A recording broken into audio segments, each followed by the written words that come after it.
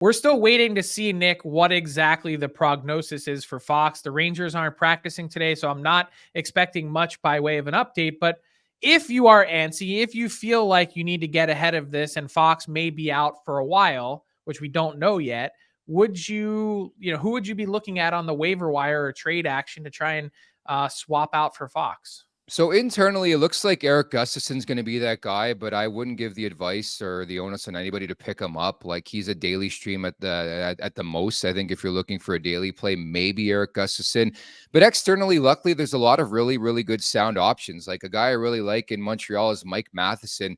Really under the radar. He has 41 points in 58 career games with the Montreal Canadiens, off to a really good start, running the first power play unit. So I would definitely take one a of the stab goals at of him. the year so far. Pardon me? He has one of the goals of the year so far. Exactly. And nobody really talked about it because it was buried last Saturday, right? And there was so much happening. But that was pretty damn impressive. No, actually, it was back in that the Frozen Frenzy, actually. Yeah.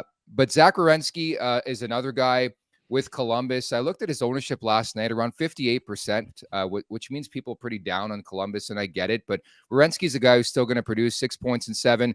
Philip Hronik and Quinn Hughes have been the talk of the town, certainly in the back end in Vancouver. But Hronik's providing offense and numbers and stats, and that's great news for the minds of fantasy owners. 10 points in 10 games so far. And Pavel Mintyukov with Anaheim has really taken that leap. He's 19 years of age, and with Drysdale injured, he's really taken off and producing right now in the fantasy world. So luckily, again, it's tough to lose Adam Fox for any amount of time, but there are some options out there for fantasy owners.